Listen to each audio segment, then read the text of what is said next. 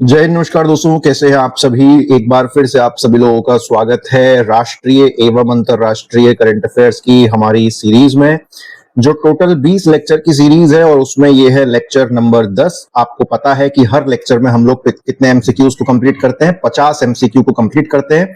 खासियत क्या है सीरीज की? सीरीज की खासियत यह है कि 1000 एमसीक्यू टोटल आपको करवाए जा रहे हैं, वो भी व्याख्या के साथ विद एक्सप्लेनेशन, जो कि अधिकतर मैगजीन्स में आपको व्याख्या के साथ देखने को नहीं मिलता है।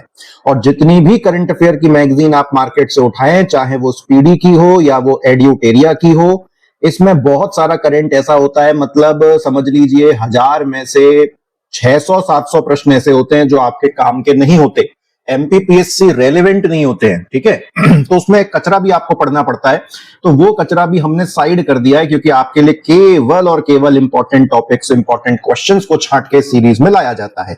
बिना किसी देरी के बढ़ते हैं आगे, और आगे तभी बढ़िएगा जब पिछले 9 लेक्चर आपने देख रखे होंगे, ओके। और बिल्कुल भी इसको स्किप करके जाने की गलती मत करिएगा अगर प्रीलिम्स 2026 में आपको अच्छा मार्क्स स्कोर करना है या फिर कहें कि पास होना है। पहले प्रश्न को देखते हैं कि भारत का पहला पूर्णतः स्वदेशी 50 किलोवाट का भूतापीय विद्युत संयंत्र, भूतापीय का मतलब जानते हो, जो पृथ्वी की गर्मी से बिजली बनाता है, अंग्रेजी में कहते हैं जियोथर्मल पावर प्लांट, और कितनी क्षमता का? 50 किलोवाट का। और ये भारत का पूरी तरीके से स्वदेशी निर्मित है। तो इसको कहां लगाया गया है, कौन से राज्य में लगाया गया है, ठीक है, तो इसको याद रखिएगा। आइए इसका सही आंसर पता करते हैं। इसका सही आंसर क्या है? तो दोस्तों इसका जो करेक्ट आंसर है वो है अरुणाचल प्रदेश। कहां पर लगाया गया है इसको अरुणाचल प्रदेश में लगाया गया है। क्षमता हम सभी लोगों ने देख ली, 50 किलोवाट का है। भूतापीय विद्युत संयंत्र है, यानी कि जियोथर्मल एनर्जी बनाएगा, पृथ्वी की गर्मी को खींच के जो है बिजली बनाएगा, ठीक है। क्या लिखा है? यह परियोजना लगभग 68 डिग्री सेल्सियस तापमान पर पृथ्वी की आंतरिक ऊर्जा से बिजली उत्पन्न करेगी। 68 डिग्री सेल्सियस के तापमान पर पृथ्वी की जो गर्मी है उसको यूज करके बिजली को जो है पैदा किया जाएगा, ठीक है। अरुणाचल प्रदेश में इसको लगाया गया है, इस बात को आपको अच्छे से याद रखना है। अगले प्रश्न पे अगर मैं चलूं तो अगला प्रश्न जो है वो 33वें समर ओलंपिक खेलों से संबंधित है, और इसमें आप देख लीजिए कथन वाला प्रश्न है, जिसमें मुझे सही कथन को जो है पहचानना है, ठीक है। जब भी भैया कथन का प्रश्न आए तो इस बात को अच्छे से देख लेना कि सही वाला पहचानना है कि गलत वाला पहचानना है। अब देखो पहला कथन क्या लिखा है कि जो 23वें समर ओलंपिक गेम है उनका आयोजन पेरिस फ्रांस में होगा। पहला फैक्ट तो ये बता दिया, आप बताओ अब ये ठीक है कि नहीं, ठीक है। अब जब भी ओलंपिक गेम शुरू होता है तो उसमें ध्वज पकड़ के कुछ लोग चलते हैं ना, जो फेमस खिलाड़ी रहे होते हैं ओलंपिकों में। तो फ्लैग बियरर यानी कि ध्वज वाहक कौन रहेंगे इस खेल के? तो पीवी सिंधु और शरत कमल जो है रहेंगे। मतलब ये तो जो समर खेल हो गए हैं, सॉरी, उनका आंकड़ा जो है आपको दे रखा है। मैंने ऐसा कह दिया था ना कि होने वाला है, तो मैं उसके लिए माफी चाहूंगा। भारत ने 33वें समर ओलंपिक गेम में जो है 71वीं रैंक यानी कि 71st रैंक जो है हासिल करी, और टोटल जो है कितने मेडल जीते? टोटल जो है 6 मेडल जीते पेरिस ओलंपिक में, ठीक है। एक्सक्यूज मी दोस्तों, तो हमको बताना है कौन से कथन सही है। तो आपको मैं यहां पर बता देना चाहता हूं कि तीनों ही कथन सही है भैया। 33 नंबर का summer Olympic game Paris France में हुआ था, ठीक है। पीवी सिंधु और शरत कमल जो है भारत की तरफ से ध्वजवाहक थे, फ्लैग बियरर थे। इस 33वें समर ओलंपिक गेम में इंडिया की जो है 71st रैंक आई और भारत ने टोटल 6 मेडल जो है जीते थे। तो कथन तीनों कथन सही है, ऑप्शन नंबर डी जो है इसका सही आंसर हो गया। चलते हैं अगले प्रश्न की ओर। अगला प्रश्न हमसे क्या बोलता है? अगला प्रश्न कहता है कि according to international monetary fund यानी कि अंतरराष्ट्रीय मुद्रा कोष की एक रिपोर्ट होती है, जिसका रिपोर्ट का नाम क्या होता है? रिपोर्ट का नाम होता है वर्ल्ड इकोनॉमिक आउटलुक रिपोर्ट, यानी कि विश्व आर्थिक परिदृश्य रिपोर्ट, जो कि कब आई? जुलाई 2025 में इस रिपोर्ट को जारी किया गया था। तो आपसे कभी वो ऐसे भी पूछ सकता है कि जो विश्व आर्थिक परिदृश्य रिपोर्ट होती है, वर्ल्ड इकोनॉमिक आउटलुक रिपोर्ट, उसको जारी कौन करता है? तो इंटरनेशनल मॉनेटरी फंड है ना, अंतरराष्ट्रीय मुद्रा कोष। और जब ये जुलाई 2025 में आई तो इसने क्या कहा कि इंडिया की इकोनॉमी जो है वो कितने प्रतिशत से बढ़ेगी किस साल में? 2025-26 और 2026-27 है ना। तो हमेशा ये रिपोर्ट आती है तो आने वाले 1-2 साल का अनुमान लगा के चली जाती है कि भैया इतने प्रतिशत से भारत की अर्थव्यवस्था जो है बढ़ेगी। और चूंकि ये अंतरराष्ट्रीय मुद्रा कोष ने बताया है, इसीलिए इसको याद करना जरूरी होता है। तो आइए इसका सही आंसर पता कर लेते हैं। बहुत इंपॉर्टेंट प्रश्न है ये आपका। इसका सही आंसर है दोस्तों 6.4%, ठीक है, 6.4%। और याद रखिएगा कि ये दोनों वर्षों के लिए, ये 25-26 के लिए भी यही अनुमान लगाया गया है और 26-27 के लिए भी जो है यही अनुमान लगाया गया है कि भारत की अर्थव्यवस्था 6.4% की दर से जो है बढ़ेगी। इस बात को, इस फैक्ट को आपको अच्छे से दिमाग में रख लेना है, ठीक है। चलिए आगे बढ़ते हैं। आगे बढ़ते हैं तो अगले प्रश्न में हमको क्या देखने को मिलता है। 166 नंबर का आयकर दिवस बनाया गया, 166वें नंबर का आयकर दिवस, इनकम टैक्स डे बनाया गया। पहली बात तो बनता कब है ये याद कर लो, 24 जुलाई को बनता है, ठीक है। तो जो केंद्रीय वित्त मंत्री हैं उन्होंने न्यू इनकम टैक्स मैस्कट यानी कि आयकर का एक नया शुभंकर जारी किया है, ठीक है। इनकम टैक्स का अपना एक शुभंकर है, एक मैस्कट है, उसको जारी किया है 166वें नंबर के इनकम टैक्स डे पर। तो अपने को ये बताना है कि उस शुभंकर का नाम क्या है, ठीक है। तो जो सही आंसर है दोस्तों वो है यहां पर मधुकर, ठीक है, मधुकर। कैसे याद रख सकते हैं भाई, देखो इनकम टैक्स को हिंदी में क्या बोलते हो, आयकर, उसमें लास्ट में क्या आता है, कर। तो यहां पर मधुकर में भी क्या आता है, लास्ट में कर, ठीक है। तो यहां से अपन इसको पहचान लेंगे, मधुकर जो है इसका सही आंसर है, ठीक है। चलो अच्छा प्रश्न था ये, इनकम टैक्स का नया शुभंकर बता दो भैया, तो मधुकर बता दिया हमने। अगला प्रश्न हमसे क्या पूछता है, अगला प्रश्न हमसे ये पूछता है कि निम्न में से कौन जॉर्जिया में आयोजित महिला शतरंज विश्व कप 2025 जीतने वाली पहली भारतीय महिला बन गई हैं। कितना ज्यादा भयंकर इंपॉर्टेंट क्वेश्चन है। क्यों? क्योंकि पहली बार ऐसा हुआ है कि जो शतरंज का विश्व कप है, जो चेस का वर्ल्ड कप है, उसमें कोई भारतीय महिला जीती है, और ऊपर से भारतीय महिला जीती है और वो भी वर्ल्ड कप यानी कि चेस का वर्ल्ड कप, ठीक है। तो आइए इसका सही आंसर जो है हम लोग पता कर लेते हैं। वैसे तो दिव्या देशमुख बहुत चर्चाओं में थी, आंसर क्या है सही वाला, तो आंसर भी जो है दोस्तों दिव्या देशमुख है, ठीक है। दिव्या देशमुख भारत की पहली महिला चेस खिलाड़ी बन गई हैं जिन्होंने चेस का वर्ल्ड कप जीत लिया साहब। और चेस का वर्ल्ड कप कौन सा वाला चेस का वर्ल्ड कप, 2025 वाला चेस का वर्ल्ड कप आयोजित कहां पर हुआ था, जॉर्जिया में आयोजित हुआ था, ठीक है, याद रखेंगे, बहुत बढ़िया, ठीक है। अच्छा उसके बाद बढ़ते हैं आगे आगे आगे आगे आगे और आगे देखते हैं आगे क्या कहानी है। देखें, भारत और यूनाइटेड किंगडम के वैज्ञानिकों ने कर्नाटक के कोलार की एक महिला में एक नया और अत्यंत दुर्लभ मानव रक्त समूह खोजा है जिसका नाम क्या है। मतलब इंडिया और यूनाइटेड किंगडम ने मिलकर पता है क्या किया है, कर्नाटका की एक महिला है जिसके अंदर एक बहुत ही रेयर ह्यूमन ब्लड ग्रुप खोज लिया है। मतलब हमारे शरीर के अंदर ब्लड ग्रुप होते हैं ना अलग अलग, तो एक बड़ा ही दुर्लभ किस्म का ब्लड ग्रुप होता है जो कर्नाटक की एक महिला में खोजा गया है। तो इस ब्लड ग्रुप का नाम क्या है साहब, है ना, यूनिट 7 के संबंध में अच्छा क्वेश्चन है। तो आइए इसका नाम पता कर लेते हैं दोस्तों। इसका नाम है इस ब्लड, अभी तो हम A blood group, B blood group, है ना, ये सब पढ़ते हैं, ए बी पढ़ते हैं, तो ओ पढ़ते हैं। अब ऐसे ही ये जो बड़ा दुर्लभ किस्म का ब्लड ग्रुप ढूंढा गया है कर्नाटक की इस महिला में, तो इस ब्लड ग्रुप का नाम क्या रखा गया है, CRIB, ठीक है। इस ब्लड ग्रुप का नाम क्या रखा गया है, CRIB, इस ब्लड ग्रुप का नाम रखा गया है। जहां पर CR का मतलब क्या है, CR का मतलब दोस्तों है क्रोमर ब्लड ग्रुप सिस्टम। क्या नाम है, क्रोमर ब्लड ग्रुप सिस्टम। और IB का मतलब क्या है, इंडिया बेंगलुरु, ठीक है। तो उन्होंने जो नाम दिया है ना CRIB, तो उसमें उन्होंने इंडिया बेंगलुरु भी आगे जो है मेंशन कर दिया ताकि पता चले कि भैया इसकी खोज कहां पर हुई थी। और CR का मतलब है क्रोमर ब्लड ग्रुप सिस्टम, ठीक है, याद रह जाएगा, बस इतना आपको याद रखना है और आपको कुछ भी इसमें याद करने की जरूरत नहीं है, ठीक है। अच्छा चलिए आगे बढ़ते हैं। अगला प्रश्न हमसे क्या पूछता है, 71st national film award for the year 2023, 2023 वर्ष के लिए 71वें नंबर के राष्ट्रीय फिल्म पुरस्कार, ठीक है, इनका आयोजन हुआ था। तो भाई नेशनल फिल्म अवार्ड है, राष्ट्रीय स्तर का फिल्म पुरस्कार है, ये कोई प्राइवेट पुरस्कार नहीं है जो हम इसको इग्नोर करते हैं, इंपॉर्टेंट होता है। तो इसमें बेस्ट एक्टर का अवार्ड वैसे तो 2 लोगों को मिला था, उसमें विक्रांत मैसी भी थे 12th फेल मूवी के लिए और शाहरुख खान भी थे उसमें जवान मूवी के लिए। अब विक्रांत मैसी तो ऑप्शन में है नहीं, तो हमें फिर यहां पर किस ऑप्शन के साथ जाना पड़ेगा, शाहरुख खान ऑप्शन के साथ जो है जाना पड़ेगा बेस्ट एक्टर अवार्ड के लिए, ठीक है। लेकिन अपनी जो सबसे बड़ी ताकत है वो क्या है, वो व्याख्या है। तो यहां पर देखो सही आंसर तो लिखा ही हुआ है कि शाहरुख खान, लेकिन उसने साफ बता दिया है कि शाहरुख खान को फिल्म जवान के लिए बेस्ट एक्टर का अवार्ड मिला, लेकिन उनके साथ साथ विक्रांत मैसी को भी 12th फेल मूवी के लिए बेस्ट एक्टर का अवार्ड मिला।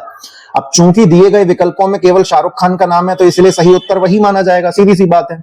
अगर हम बेस्ट एक्ट्रेस का अवार्ड देखें यानी कि सर्वश्रेष्ठ अभिनेत्री, तो रानी मुखर्जी को मिला, कौन सी मूवी के लिए, मिसेस चैटर्जी वर्सेस नॉर्वे, ठीक है। और बेस्ट मूवी कौन सी रही, बेस्ट मूवी रही 12th फेल, वही विक्रांत मैसी वाली। इतनी बात क्लियर हो गई दोस्तों आप सभी को। चलिए आगे बढ़ते हैं। आगे बढ़ते हैं तो अगले प्रश्न में और क्या देखने को हमको मिलता है, यहां पर वही है, सूची को सही सुमेलित कीजिए, करेक्ट इसको मैचिंग करिए आप। यहां पर अलग अलग दिनों के जो है दोस्तों नाम दे रखे हैं और यहां पर उनका जो है दिन दे रखा है। मैं ऐसा प्रश्न तो हर लेक्चर में एक लगाता ही लगाता हूं, आपको पता है, क्योंकि यहां से एक प्रश्न टपकता ही है। तो आइए एक बार इसको सही जो है मैच करके सीधे आपको व्याख्या में ही बता देते हैं। यहां पर एबीसीडी में से सही विकल्प क्या है, एबीसीडी में से सही विकल्प है ऑप्शन नंबर बी। लेकिन ये याद रखने से अच्छा है आप सीधा ये याद रखो कौन सा दिन कब मनाया जाता है। तो आइए सबसे पहले बात कर लेते हैं आयुर्वेद दिवस की। कब की बात करते हैं दोस्तों, आयुर्वेद दिवस की। तो इसको हम कैसे याद रख ले कि भैया आयुर्वेद और योगा करना, मतलब आयुर्वेद और योगा कुछ ऐसा कनेक्शन बना लेते हैं। और योगा करने का मजा सर्दियों से थोड़ा कुछ पहले के समय में आता है, तब से हम शुरुआत करते हैं योगा, तो सितंबर के आसपास का महीना, कुछ ऐसा दिमाग में आप इसको सेट कर लीजिए। और सबसे ज्यादा ध्यान लगाने का मन तभी करता है जब ठंडी ठंडी हवा आसपास चल रही होती है। गर्मियों में ध्यान नहीं लगता, तो देखो ठंड का मौसम आता है तब उसमें विश्व ध्यान दिवस आता है ना। उसके बाद नमो भारत दिवस, ये कब आता है, नमो भारत दिवस ये भी दोस्तों ठंडों में आता है, 3 जनवरी को जो है मनाया जाता है, ठीक है। जो भारत की आधुनिक रैपिड रेल सेवा से संबंधित पहल को दर्शाता है। भैया ये इंपॉर्टेंट चीज याद रखना कि नमो भारत दिवस का एक्चुअल में मतलब क्या है। नमो भारत दिवस का एक्चुअल मतलब यह है कि भारत जिस तरीके से मॉडर्न रेल सेवा प्रोवाइड कर रहा है ना, आधुनिक रेल सेवा दे रहा है, उससे संबंधित है नमो भारत दिवस। उसके बाद टीचर्स डे तो आप सभी लोग जानते हो, लेकिन महिला शिक्षक दिवस, विमेन टीचर्स डे, ये अलग से आता है। कब आता है, 21 अक्टूबर को आता है, ठीक है। तो याद रखेंगे, ध्यान लगाना है तो टीचर अक्सर ध्यान लगाता है, तो टीचर वाला भी 21 है, ध्यान लगाने वाला भी 21 है, बस महीने का चेंज है कि टीचर सर्दी में ज्यादा ध्यान नहीं लगाता, वो अक्टूबर में ज्यादा ध्यान लगा लेता है। ऐसे आप इसको याद रख सकते हैं, ठीक है। चलिए बढ़ते हैं आगे।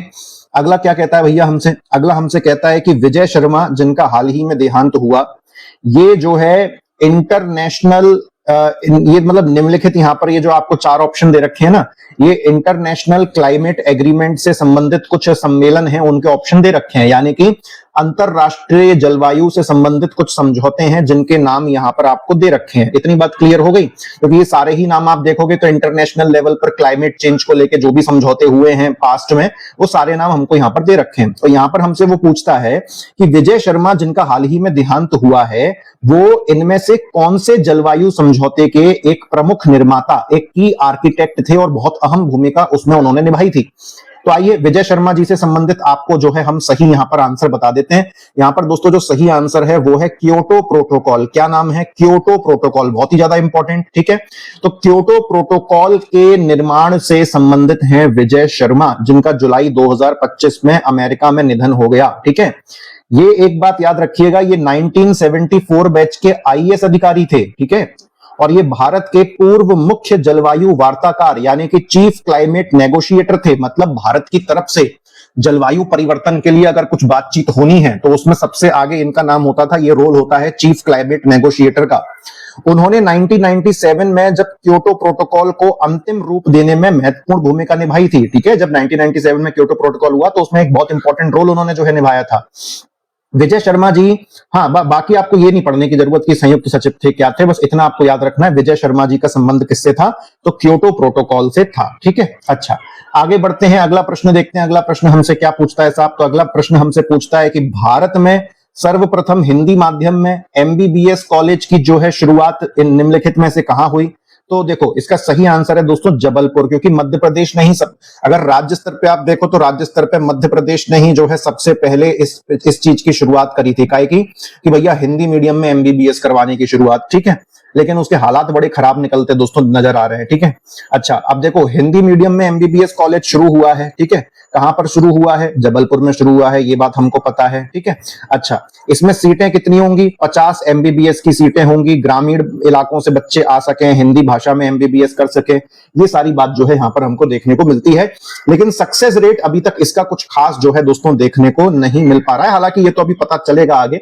मैं आज एक खबर पढ़ रहा था तो उसमें बता रहा था कि भैया 2012 के आसपास मध्य प्रदेश की सरकार ने हर साल SC/ST बच्चों की 50 संख्या, मतलब मध्य प्रदेश में से 50 SC/ST बच्चों को मध्य प्रदेश की सरकार दिल्ली भेजती थी यूपीएससी की तैयारी के लिए, ठीक है। 2012 से आज 2026 आ गया है, लेकिन इन 14 सालों में मध्य प्रदेश सरकार की इस योजना में हर साल जो 50-50 बच्चे भेजे जा रहे हैं SC/ST वर्ग के, तो पिछले 14 साल में इनमें से 0 सिलेक्शन हुआ है।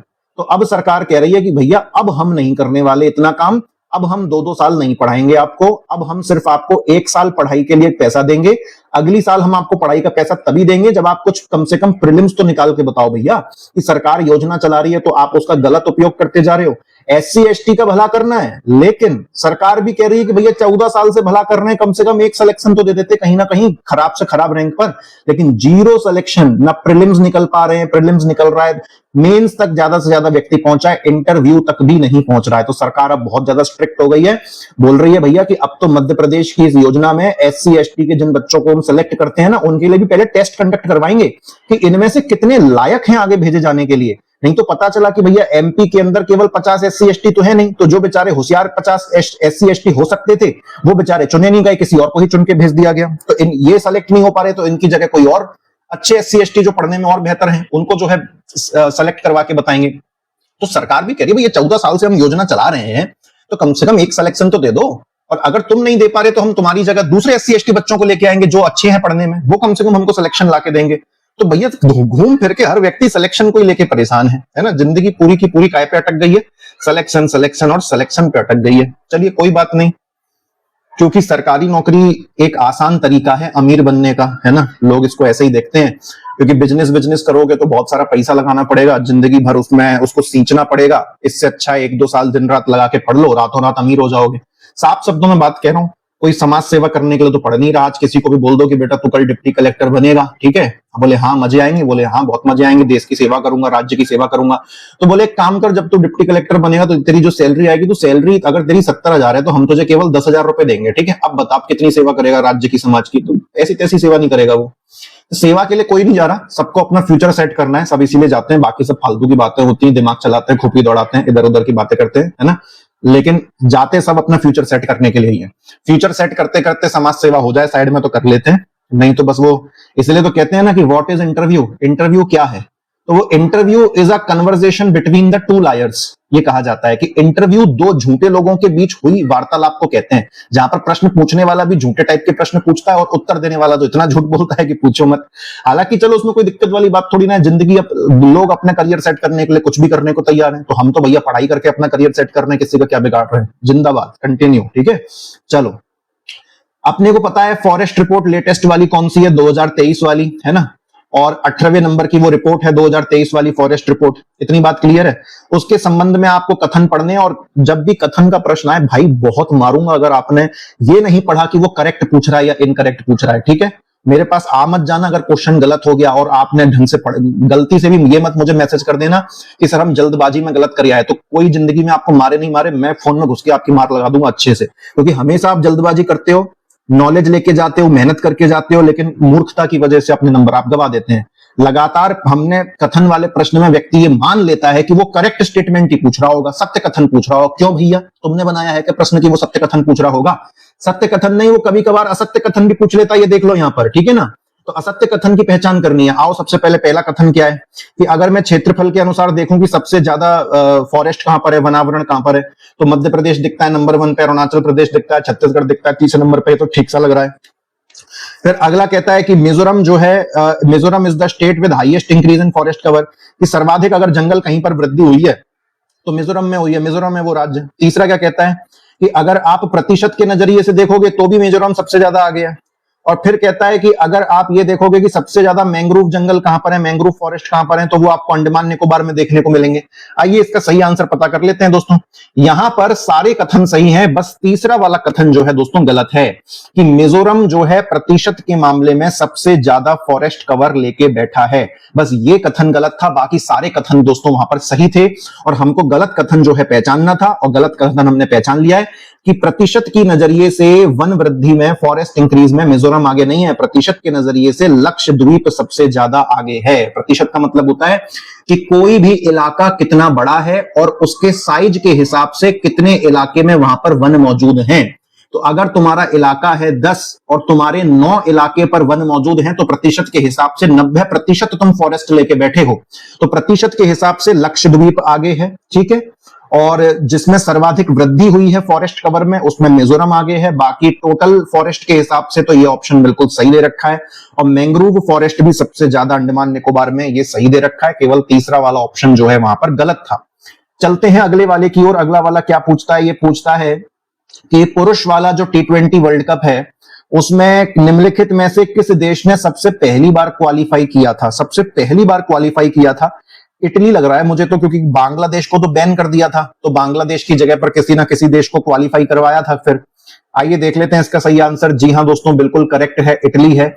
और इटली कैसे क्वालिफाई हो गया? इटली ऐसे क्वालिफाई हो गया क्योंकि बांग्लादेश बैन हो गया, तो एक जगह खाली हो गई जिसकी वजह से इटली को आगे आने की जगह मिल गई। ठीक है, याद रखेंगे भारत और श्रीलंका ने मेजबानी करी थी इस बार के T20 वर्ल्ड कप 2026 की। भारत जीता था, न्यूजीलैंड को भिगो भिगो के मारा था फाइनल में। ठीक है, चलिए आगे बात करते हैं। जगदीप धनखड़ भारत के दूसरे सर्वोच्च संवैधानिक पद, भारत के उपराष्ट्रपति यानी कि वाइस प्रेसिडेंट पद से उन्होंने इस्तीफा दे दिया है कि बोला रखो तुम अपनी नौकरी, मुझे नहीं करनी है, रख लो अपने पास, उपराष्ट्रपति पद को मैं हटा देता हूं, मैं नहीं रहूंगा इस पर। उन्हें संविधान के किस अनुच्छेद के अनुसार भारत के राष्ट्रपति को अपना त्यागपत्र सौंपा? यानी कि उपराष्ट्रपति ने अपना रेजिग्नेशन दिया है, लेकिन प्रश्न पूछ रहा है कि जब भी उपराष्ट्रपति वाइस प्रेसिडेंट अपना इस्तीफा देता है प्रेसिडेंट को, तो वो किस अनुच्छेद के तहत देता है? तो सही आंसर दिमाग में एकदम फिट कर लीजिए, इसके आने की संभावनाएं बहुत ज्यादा है। अनुच्छेद नंबर 67A है ना, कौन सा अनुच्छेद है? अनुच्छेद 67A के तहत कोई भी उपराष्ट्रपति यानी कि वाइस प्रेसिडेंट अपना इस्तीफा किसे देता है? प्रेसिडेंट को यानी कि राष्ट्रपति को देता है। 67A 67A 67A दिमाग में बिठा लो। वैसे सच बताऊं, मेरे घर का जो हाउस नंबर है वो भी 67 है, बड़ी गजब बात है बस। और उसमें ए नाम का व्यक्ति रहता है, वो ए नाम का व्यक्ति मैं हूं। चलो मुझे तो याद हो जाएगा, आप देख लो आपको याद होता है कि नहीं। अगला प्रश्न क्या है? अगला प्रश्न कहता है भारत का सबसे पहला डिजिटल घुमंतू गांव, फर्स्ट डिजिटल नोमैड विलेज, ठीक है, ये कहां पर है? इसका उद्घाटन कहां किया गया है? भारत का सबसे पहला डिजिटल घुमंतू गांव मेघालय में, हिमाचल में, सिक्किम में, उत्तराखंड में। तो यार ये उधर ही कहीं होगा, नॉर्थ ईस्ट साइड में, मुझे तो ऐसा लग रहा है। एक बार चेक कर लेते हैं कहां पर। जी हाँ, बिल्कुल सही, भारत का सबसे पहला डिजिटल घुमंतू गांव कौन सा है? पूर्वी खासी हिल्स मेघालय। कहां पर है? पूर्वी खासी हिल्स हिमालय। ठीक है, इसका उद्देश्य क्या है? रिमोट वर्क यानी कि वर्क फ्रॉम एनीवेयर को बढ़ावा देना और डिजिटल पेशेवरों को आकर्षित करना है।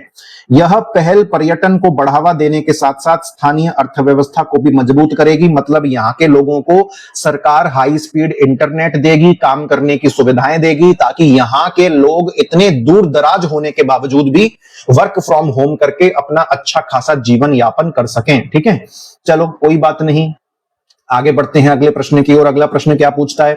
17वें नंबर का ब्रिक्स सम्मेलन 2025, 17वें नंबर का ब्रिक्स सम्मेलन 2025 का आयोजन ब्राजील के रियो डी जेनेरियो में किया गया। ठीक है भैया, आगे बोलो।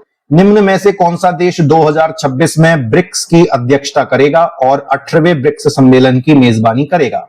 उसने प्रश्न में एक चीज तो आपको यह बता दी कि जो 17वें नंबर का ब्रिक्स सम्मेलन हुआ था उसका आयोजन, उसकी मेजबानी किसने करी थी? ब्राजील ने करी थी। ठीक है, वो आपसे ये पूछ रहा है कि अब जो 18वें नंबर का ब्रिक्स सम्मेलन होगा उसकी मेजबानी कौन करेगा? तो आइए सही आंसर आपको बता देते हैं। कहानी बड़ी सिंपल है।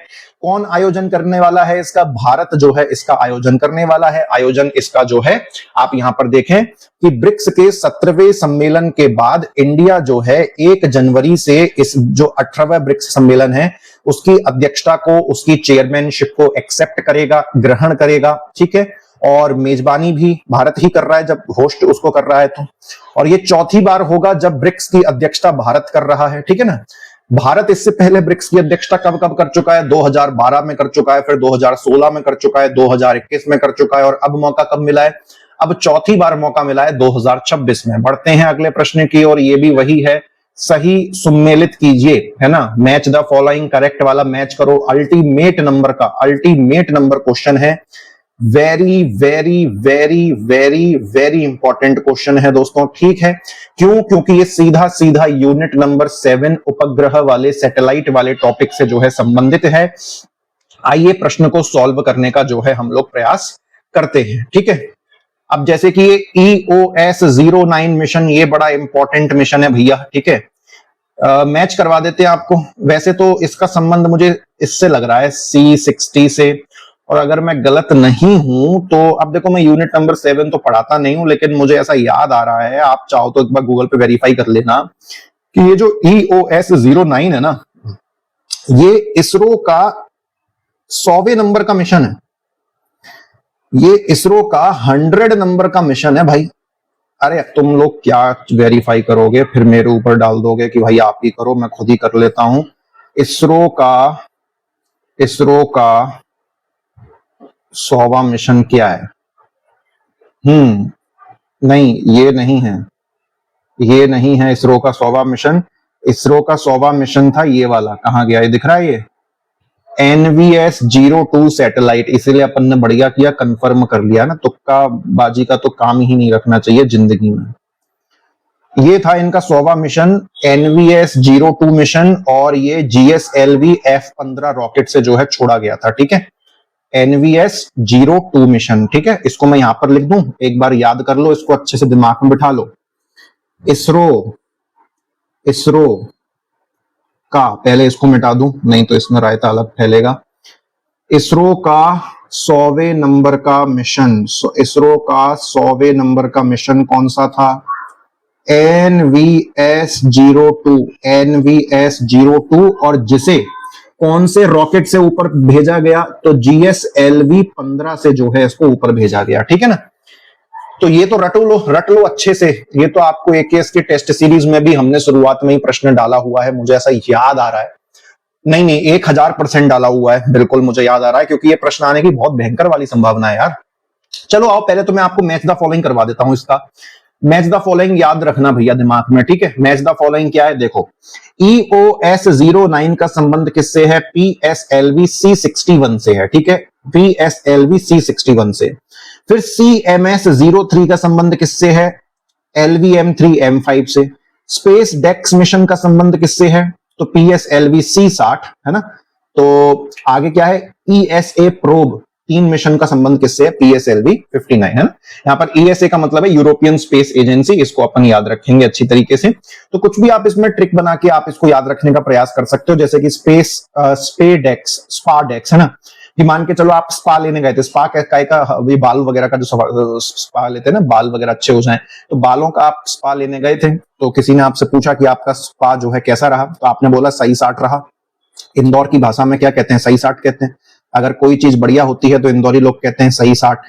तो सही 60 से हम लोग याद रख सकते हैं C60 कि बोले आपका स्पा कैसा रहा, तो अपना अरे अपना स्पा तो भैया क्या सही 60 रहा यार, है ना। तो सही 60 हम इसमें याद रख सकते हैं। बाकी ESO-09 को काय से कनेक्ट करना है आपको? 61 से कनेक्ट करना है, तो इसका भी आप कुछ उपाय जो है ढूंढ लीजिएगा, दिमाग में मतलब बिठाते हुए चलिएगा। ऐसा याद रख लीजिएगा कि भैया 9 और 9 एक साथ नहीं रह सकते हैं ना, तो ऐसा आप भी कुछ याद रख सकते हैं, दोनों अलग अलग है। चलिए आगे बढ़ते हैं, अगले प्रश्न की ओर जो है चलते हैं। अगला प्रश्न दोस्तों हमारा यहाँ पर क्या पूछता है कि इनमें से कौन से राज्य ने इस बात को कंपलसरी कर दिया है कि भैया सारे गवर्नमेंट स्कूल टीचर जो हैं वो डिजिटली अपना डेली जो है अटेंडेंस लगाएं, और कौन से प्लेटफॉर्म के माध्यम से? हमारे शिक्षक प्लेटफॉर्म के माध्यम से 1 जुलाई 2025 से। मतलब सरकारी टीचरों के लिए कंपलसरी कर दिया कि भैया ऐप में जाके अपना अटेंडेंस लगाओ। अब ऐसा भी हो सकता है भैया कुछ टीचर यहाँ पर ऐसे भी निकल सकते हैं जो घर बैठे बैठे अटेंडेंस लगा रहे हो, लेकिन यार मैं सच बताऊं, आज की डेट में कुछ सरकारी टीचर, मतलब बहुत सारे सरकारी टीचर ऐसे हैं जिनके ऊपर वर्कलोड बहुत ज्यादा और बहुत मेहनत वो कर रहे हैं, कुछ तो निकम्मे खैर शुरू से ही थे, तो वो तो अभी तक चलन चल रहा है। किसने किया होगा यार ये काम? कौन से राज्य की सरकार इतनी बढ़िया लग रही है? मध्य प्रदेश ने किया होगा क्या? मुझे नहीं लगता यार मध्य प्रदेश करेगा ऐसा। मध्य प्रदेश अच्छा काम तो नहीं करेगा कोई भी इस टाइप का। चलो देख लेते हैं। और गजब गजब, मैं मजाक कर रहा था। मध्य प्रदेश ही अच्छा कहते, बिहार से उम्मीद कर रहे थे कि आपकी वो वहां पर होगा ऐसा? नहीं, मध्य प्रदेश सरकार ने ऐसा कर दिया है भैया कि सारे सरकारी टीचरों को अपनी डिजिटल अटेंडेंस लगानी पड़ेगी, नहीं तो मार पड़ेगी। हाँ बता रहे, हमारे शिक्षक प्लेटफॉर्म का नाम क्या है? हमारे शिक्षक प्लेटफॉर्म पर डेली चुपचाप अटेंडेंस लगा देने, मार देंगे आपको, ठीक है ना। हाँ मार पड़ेगी, चुपचाप अटेंडेंस लगा दो, घर बैठे नाश्ता करते करते अटेंडेंस लगा रहे हो। चलो आगे देखो क्या कहता है। केंद्र सरकार ने सुगम्य भारत ऐप को नया रूप दे दिया है। अच्छा, हमें सिखा रहा है, जिसमें अधिक सहज उपयोगकर्ता इंटरफेस और AI संचालित चैटबॉट की सुविधा है। ठीक है भैया, जो वास्तविक समय में सहायता प्रदान करता है और सरकारी योजनाओं और पहलों के बारे में जानकारी तक आसान पहुंच प्रदान करता है। इस ऐप को लॉन्च किया गया। अरे क्या यार, मजा नहीं आया क्वेश्चन में यार। चलो ठीक है, कर लेते हैं। केंद्र सरकार का क्वेश्चन है, AI से संबंधित क्वेश्चन है, वो भी ऐप का क्वेश्चन है, तो भैया क्वेश्चन खतरनाक है, पूछ लेगा। सुगम्य भारत ऐप जो है अब उसका नया वर्जन लॉन्च कर दिया गया है। प्रश्न में वो पूछ रहा है किस विभाग के द्वारा लॉन्च किया गया है, ठीक है ना। गृह विभाग है, या स्वास्थ्य और परिवार कल्याण विभाग है, या दिव्यांगजन सशक्तिकरण विभाग है, या इनमें से कोई विभाग नहीं है, ये पूछ रहा है वो आपसे। ठीक है। अच्छा, पहली बात तो ये सुगम्य भारत ऐप करता क्या है? देखो, भारत सरकार की जो भी अलग अलग योजनाएं चल रही है ना, तो जितनी भी भारत सरकार की योजनाएं चल रही हैं, उन सभी योजनाओं के बारे में ये ऐप क्या करता है? आपको जानकारी उपलब्ध करवाता है। ठीक है। चलो पहले तो ये देख लेते हैं कि इसका जो नया वर्जन है वो किसने लॉन्च किया है, किस विभाग ने लॉन्च किया है। तो दोस्तों, इसका जो नया वर्जन है वो लॉन्च किया गया है department of empowerment of person with disability, दिव्यांग जन सशक्तिकरण विभाग। ठीक है। अब ऐसा क्यों हुआ है? क्योंकि सुनिए, जो सुगम्य भारत ऐप है ना, इसको बनाया ही गया है किन लोगों के लिए? दिव्यांग जन लोगों के लिए।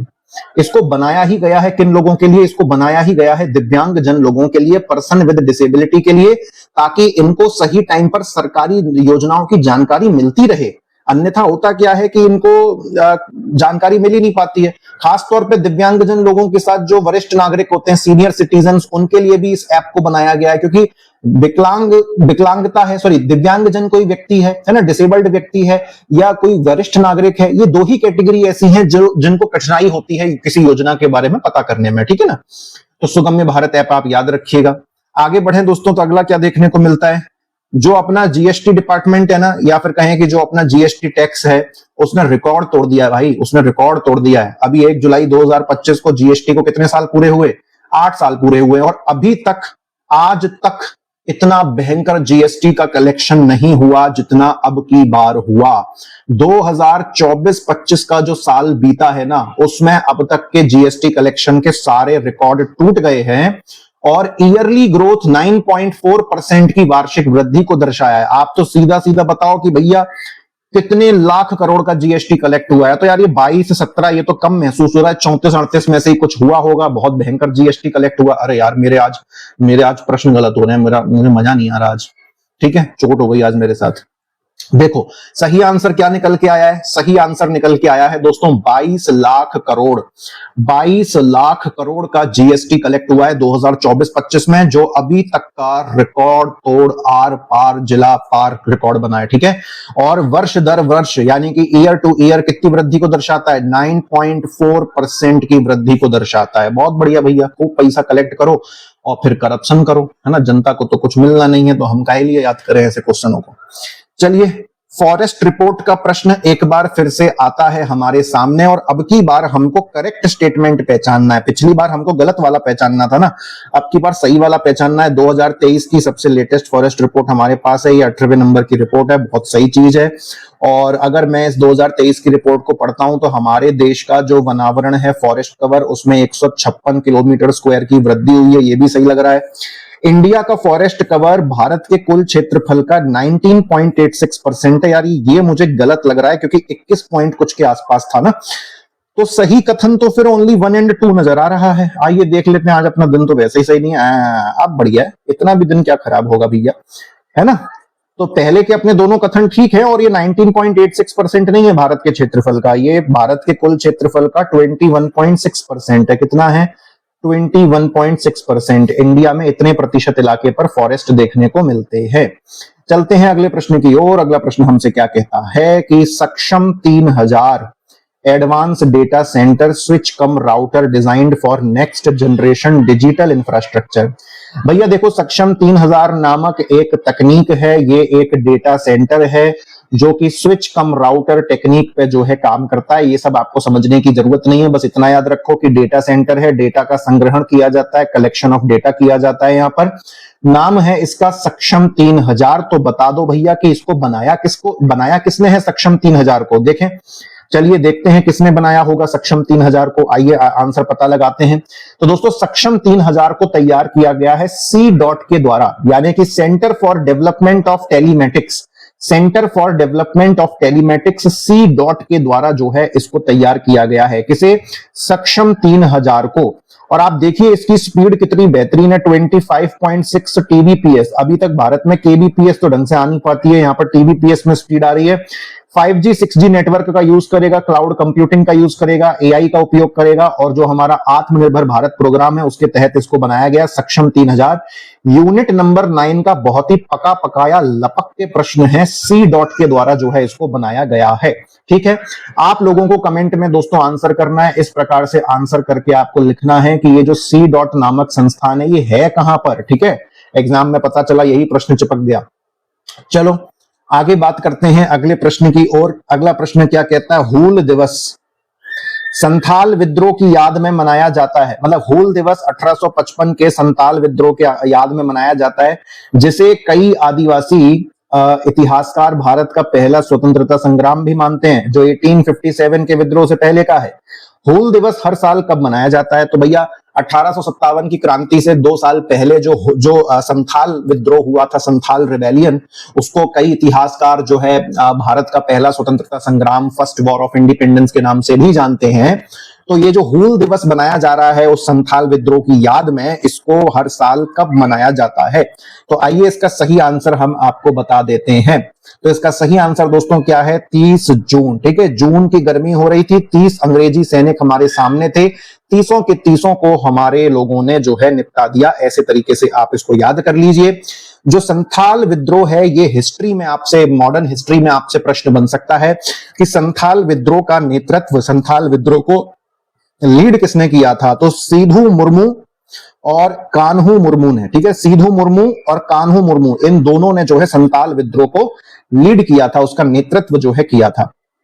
ठीक है, अच्छा आगे बढ़ते हैं अगले प्रश्न की ओर जो है चलते हैं। अगला प्रश्न हमसे क्या कहता है, आईसीसी के नए सीईओ कौन बन चुके हैं? ये मुझे ऐसा लगता है कि हमने शायद एक बार जो है इसको कवर कर लिया। नहीं नहीं नहीं, इसको हमने कवर नहीं किया, बिल्कुल नहीं किया। आईसीसी के जो चेयरमैन हैं वो तो देखो भैया कौन है, अमित शाह के सुपुत्र हैं। ठीक है, लेकिन जो सीईओ हैं, आईसीसी के सीईओ है ना, चीफ एग्जीक्यूटिव ऑफिसर, मुख्य कार्यकारी अधिकारी, वो किसे बनाया गया है? आइए उनको देख लेते हैं किसको बनाया गया है। तो संजोग गुप्ता। देखो भैया भारत राज करता है क्रिकेट में, तो जितने भी क्रिकेट के बड़े बड़े पद हैं उन पर सब भारतीय लोग ही विराजमान हैं। और जब आप किसी चीज पर राज करो तो भैया सीधी सी बात है उसके सारे बड़े पदों पर अपने को होना चाहिए, क्या दिक्कत वाली बात है? ठीक है, अच्छा मुझे एक चीज और बता देना अगर आपके अंदर दम है तो, मैंने पिछले लेक्चर में आपको पढ़ाया है बीसीसीआई के, जो कि board of cricket council of India है, भारत में जो क्रिकेट को कंट्रोल करता है, बीसीसीआई के नए अध्यक्ष जो है कौन बने हैं? बीसीसीआई के नए अध्यक्ष जो है कौन बने हैं? इनका जवाब अगर आप दे सको तो आप दे देना। ठीक है, अच्छा ये जो आईसीसी के अभी नई सीईओ बने हैं ना, संजोग गुप्ता, ये आईसीसी के 7वें नंबर के सीईओ है। इसको अच्छे से दिमाग में फिट कर लीजिएगा आप बात को। ठीक है, चलो अगला प्रश्न देखें। अगला प्रश्न क्या कहता है हमसे, वो कौन सा ऐसा देश है जिसने सबसे पहली बार अफगानिस्तान में स्थापित जो तालिबान की सरकार है उसको जो है मान्यता दे दी है? अरे भैया अफगानिस्तान में जो तालिबान की सरकार है, तालिबान की सरकार को मान्यता दे दी है। किस देश ने किया है ऐसा काम? देखो भैया अमेरिका तो करेगा नहीं, क्योंकि अमेरिका तो खुद ही अफगानिस्तान में लेके बैठा था। चाइना को खास इंटरेस्ट पाकिस्तान में ज्यादा है, अफगानिस्तान में तो है नहीं। जापान तो बिल्कुल भी इंटरेस्ट नहीं दिखाएगा।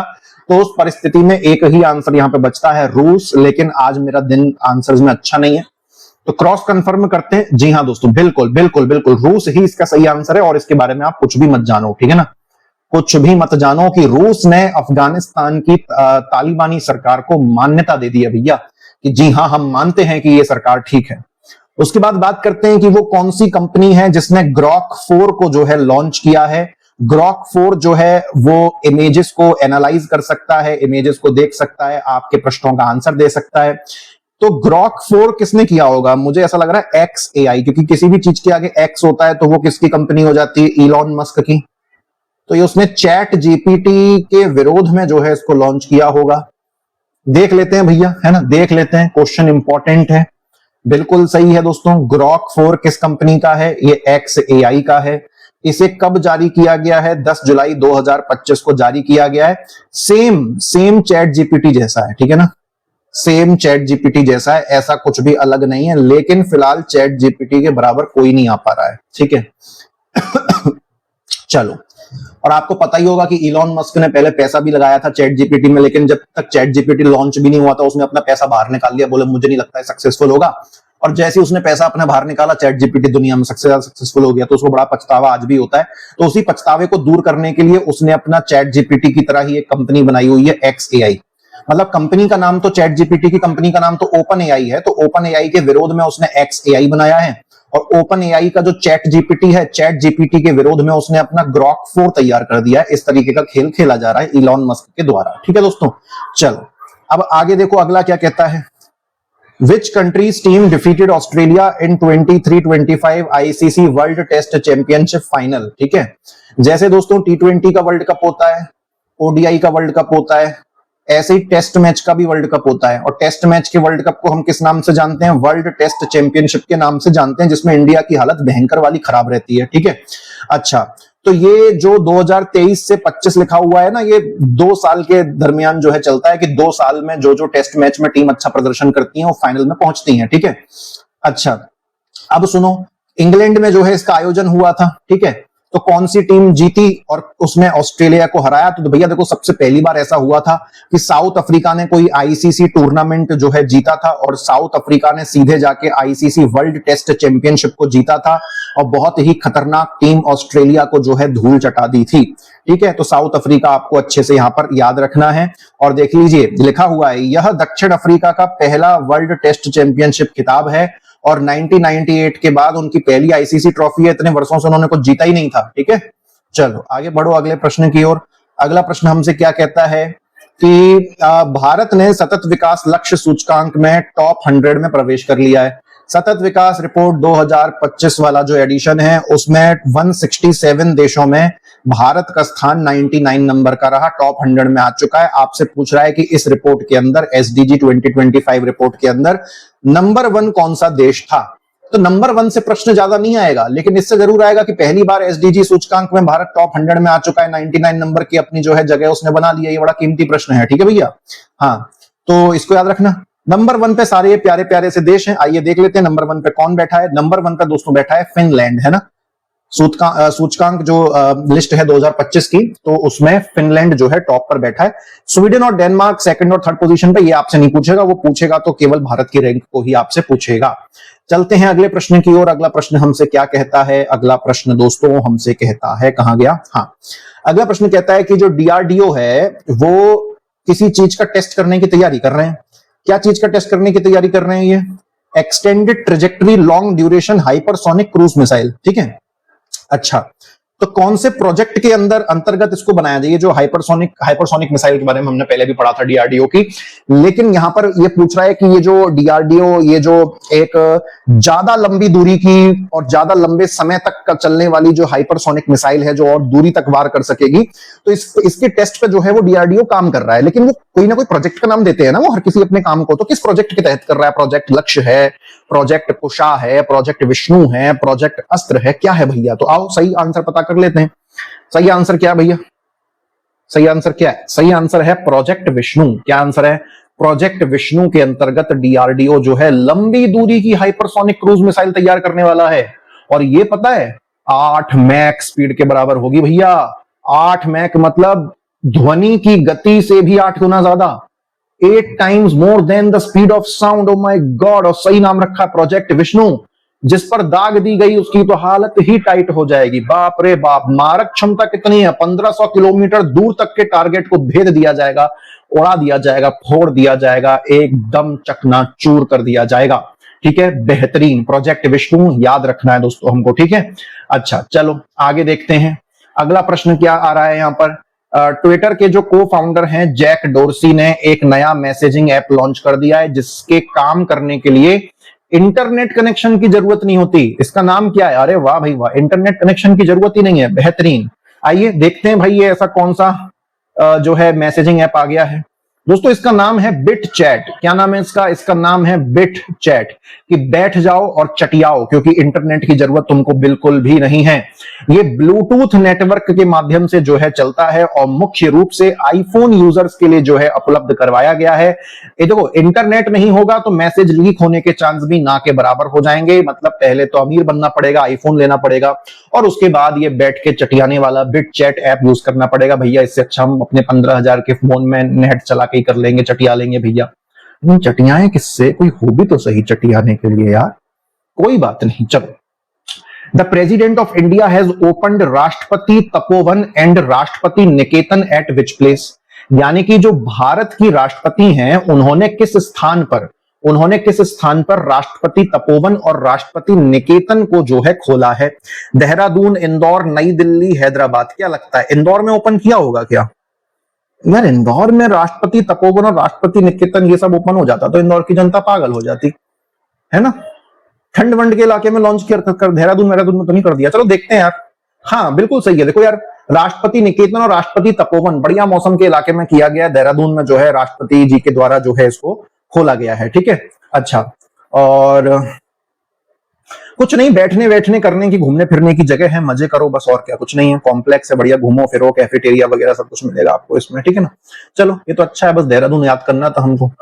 अगला प्रश्न देखते हैं साहब। अगला प्रश्न क्या कहता है कि वो कौन सा ऐसा राज्य है जो तीसरा फुली लिटरेट स्टेट बन चुका है आफ्टर मिजोरम एंड गोवा?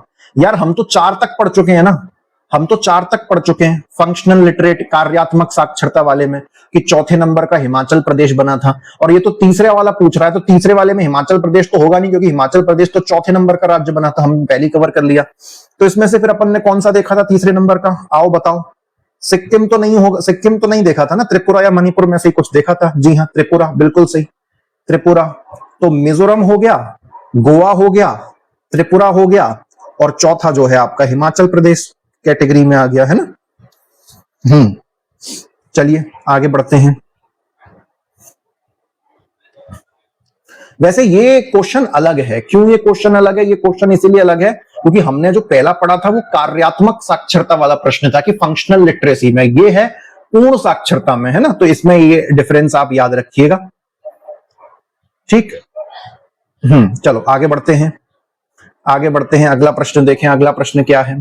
अगला प्रश्न है कि ग्लोबल लिवेबिलिटी इंडेक्स 2025 के अनुसार भारत का वो कौन सा ऐसा शहर है जिसको सबसे अच्छा रहने, नहीं भारत का नहीं, दुनिया का वो कौन सा ऐसा शहर है जिसको सबसे बेस्ट रहने योग्य शहर माना गया है? ठीक है, कौन सा होगा? वियना तो मुझे नहीं लगता, ऑस्ट्रिया वियना, जिनीवा भी नहीं होगा, कोपनहेगन या ज्यूरिक में, बी या सी में से कुछ हो सकता है।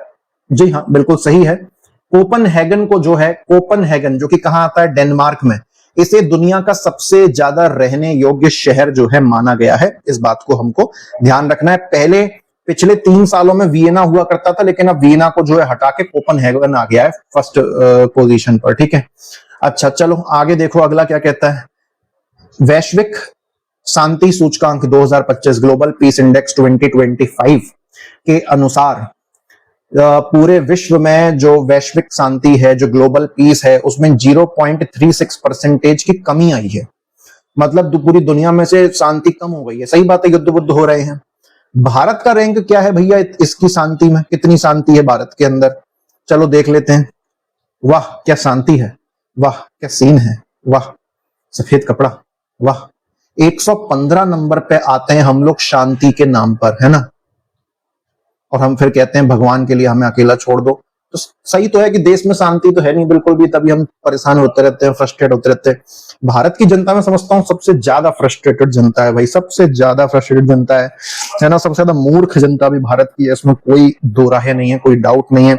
छोटी छोटी बातों पे लड़ाई झगड़ा, जातिवाद के ऊपर लड़ाई झगड़ा, मतलब सबसे मूर्ख जनता अगर हम विश्व में ढूंढने निकले तो वो भारत जैसे देश में हमको देखने को मिलती है ना। पूरी दुनिया में लोग अलग अलग आविष्कार कर रहे हैं, रिसर्च कर रहे हैं, और भारत में साइकिल यात्राएं करते हैं। चलो साइकिल यात्रा भी बढ़िया चीज है, और साइकिल यात्रा, कोई साइकिल यात्रा करता है एलवीएस यादव से मिलने जा रहा है, कोई महेंद्र सिंह धोनी से मिलने जा रहा है, कोई कहीं जा रहा है। मतलब बेसिकली कुछ, मतलब क्या ही बोले यार, है ना। कुछ बोल भी तो नहीं सकते, रहना भी तो इसी देश में है।